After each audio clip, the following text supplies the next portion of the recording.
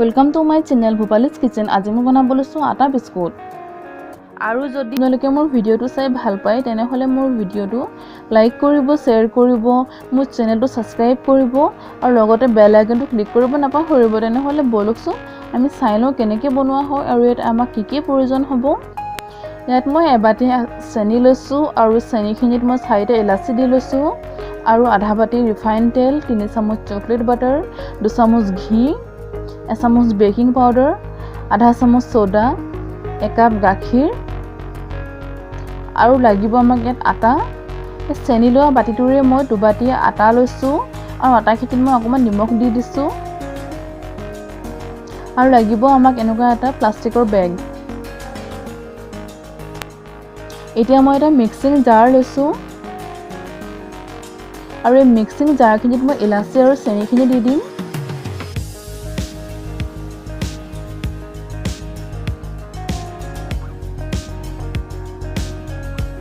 আৰু লগতে মই বাটাৰখিনি দি দিছো।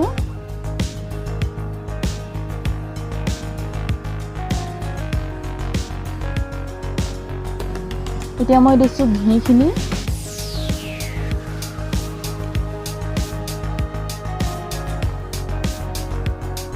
এতিয়া দিছো ৰিফাইন তেলখিনি।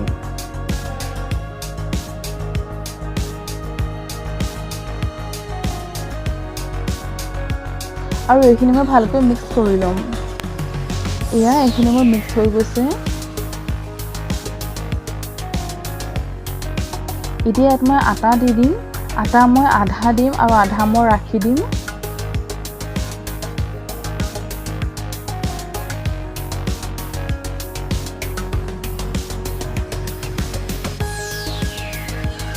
আৰু মই 1 কাপ গাখীৰ লৈছিলোঁ, তাৰ মই আধা কাপ গাখীৰ দিম আৰু আধা কাপ গাখীৰ মই ৰাখি দিম।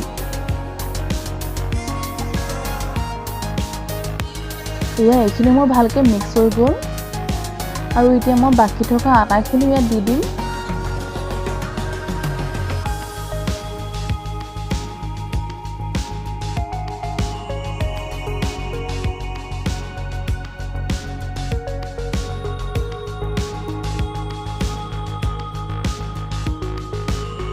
আৰু ইয়াত মই দিছো এতিয়া বেকিং পাউডাৰ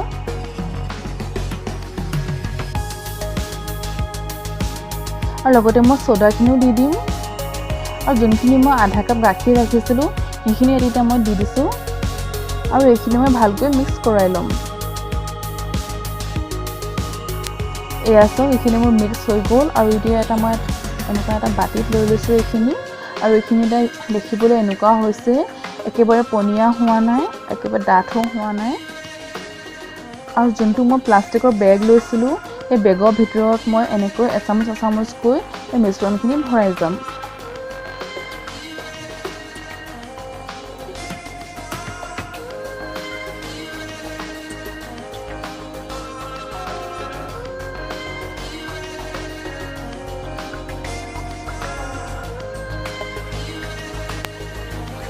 চাওক এনেকৈ মই বেগটোৰ ভিতৰত এনেকৈ আধা মিশ্ৰণ ভৰাই ল'লোঁ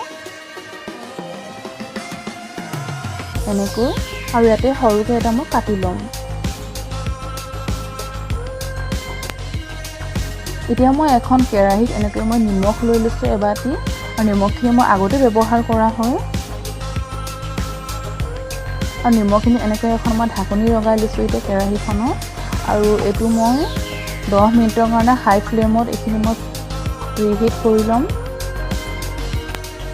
এতিয়া মই এখন থাল লৈছোঁ ষ্টিলৰ আৰু থালখনত এনেকৈ মই ৰিফাইন তেল অকণমান লগাই লৈছোঁ আৰু এনেকৈ প্লাষ্টিকৰ বেগৰ সহায়েৰে মই অলপ মিশ্ৰণ এনেকৈ মই গোল গোলকৈ দি যাম।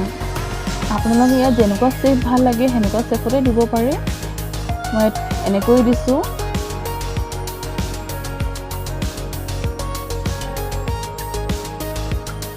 এনেকৈ মই গুটিখিনি এনেকৈ দি দিম ইয়াত।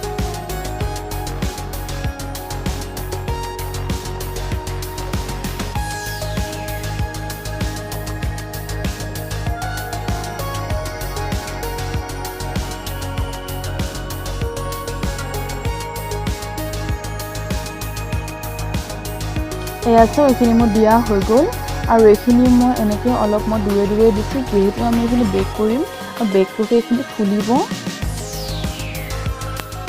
এয়া আমাৰ কেৰাহীখন প্ৰিহিট হৈ গ'ল 10 মিনিটৰ কাৰণে দিছিলোঁ মই এতিয়া মই সেই থালখন ইয়াৰ ওপৰত এনেকৈ দি দিম আৰু মই ঢাকনি লগাই দিম ঢাকনি লগাই মই এইখিনি 40 মিনিটৰ কাৰণে বেক কৰি ল'ম